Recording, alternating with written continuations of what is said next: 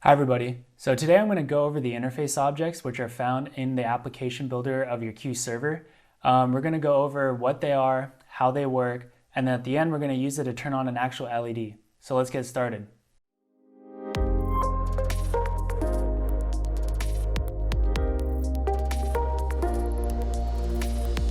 So for this video I have an actual LED here hooked up to one builder base. I have a simple push button hooked up to another builder base. And then we're going to add in some interface objects as well, just to show you how everything kind of ties together and how they work. So if you haven't hooked up an LED or a button or anything yet, go ahead and do so. I'm not going to go over that in this video. However, I'll have some videos linked in the description below that you can check out on how to do that. But for now, let's go over to our Q server and then we'll just start building the app for it and we'll go over the interface objects.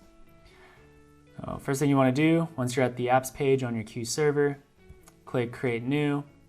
We'll just give this guy a name. We'll do button LED since this is kind of the hardware we're using.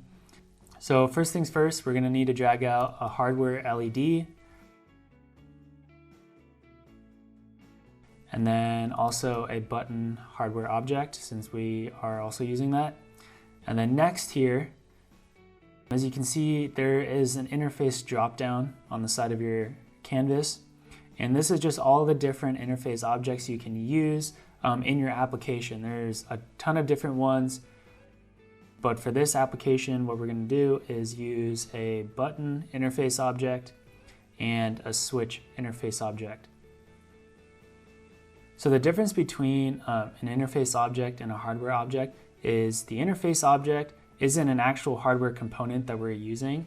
It's just something in our application which we can use to control our project in the dashboard here. So as you can see, blue one, that's going to be our hardware, green one, our interface. And then also the switch here will do the same thing as a physical switch. However, again, it's just interface object. There are a bunch more other options for depending on the projects you're using. We have sliders for percent and analog values. You can also, there's a debug option here to test out your application if something's not working correctly. Also, you can input numbers and text. This is usually used for displays or other projects you're working on. But just to keep it simple, we're just going to use these. Next thing you want to do is drag a line from the hardware button to the LED. And we're also going to do the same for the interface objects. There we go. And now we need to label our properties or label our objects. So for the LED, we're going to label that guy LED. And then make sure you click save properties afterwards too, otherwise they won't save. So say if I labeled this guy button but didn't click save, you won't see the name pop up.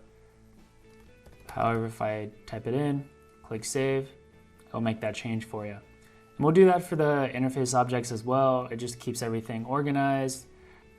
We'll label this guy interface button.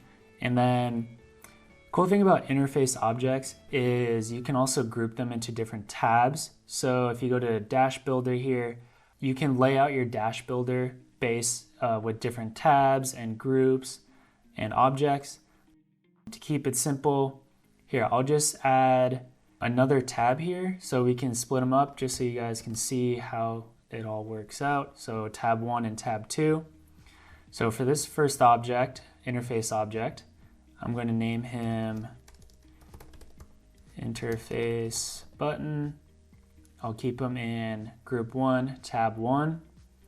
And so there's a label option here too, and this is what that button will be labeled on your dashboard. So we'll just keep it as button for now, but you can customize it however you want to differentiate it if you have multiple interface buttons as well. And then click Save Properties. And then we'll do the same thing for the switch. We'll give it a name. I'll just call him Interface Switch. And then I'll move this guy to tab 2 just so you guys know what happens when I do that. And then label, we'll keep him as switch. And then click Save Properties. And now we want to save our app and then go back to our apps page And since we do have hardware objects and devices connected to this, we're gonna have to map that first. So we'll click that play button. And then for the clients, we just gotta map those accordingly for the physical button and the LED. And then click save and run. So now once you do that, we can go to our dashboard and you can see the application running there. I'm gonna click that. So as you can see here, tab 1 has the button which I assigned. And when I click that button, you can see that the LED is turning on. And then also if I press that physical push button here, the LED will turn on as well.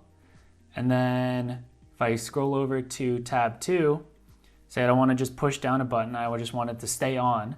I have that switch object, and then I'm going to flip that switch on, and then you can see the LED is turned on.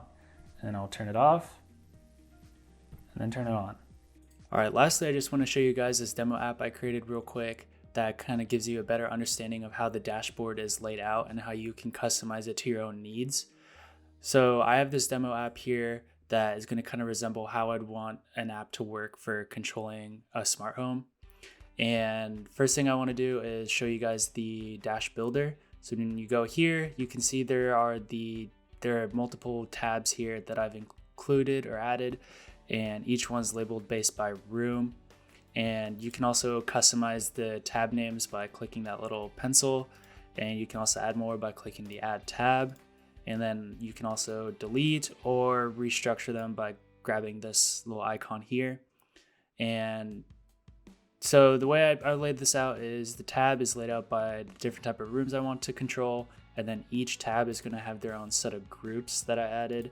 So for example, under living room, I wanted to display the status of certain interface objects. Also, I want to control like the lighting with switch objects, thermostat, and also the fireplace.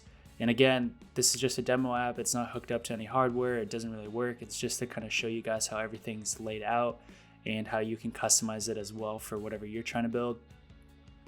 But anyways, you can see here, I have it with the switches and the text objects here to perform different functions. And I also have it for other rooms such as the kitchen.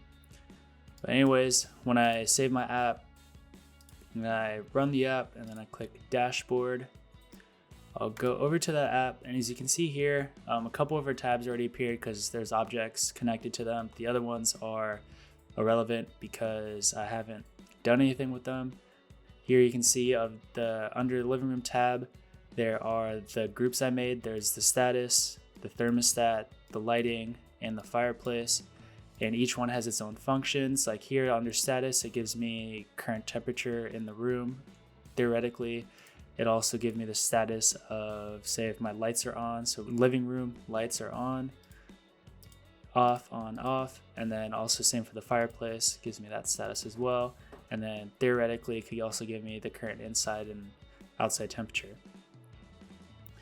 And then for the second tab that I'm using, I have it for the kitchen. It does pretty much the same thing where it gives me the status of these lights if I turn them on, or if the vent fan is on or off, and so forth. Again, there's a ton of different things you can do with this. It's pretty customizable for your needs. I just wanted to show you guys a quick demonstration on how that's all laid out. And remember, when you are assigning those objects to your group, to that specific group in a tab, make sure you click Save Properties and you'll be good to go. Hope this was helpful. Enjoy. So that's pretty much the basics of how interface objects work on the quantum system. It's a pretty cool feature to have because you can replace physical hardware components with those objects and then control a project from your phone, your laptop, your tablet, or any device that's connected to your Q server. So I hope this video was helpful for you all. If you liked it, please give us a thumbs up, subscribe to our YouTube channel, and also check out the other videos we have out there for you. Thanks for watching.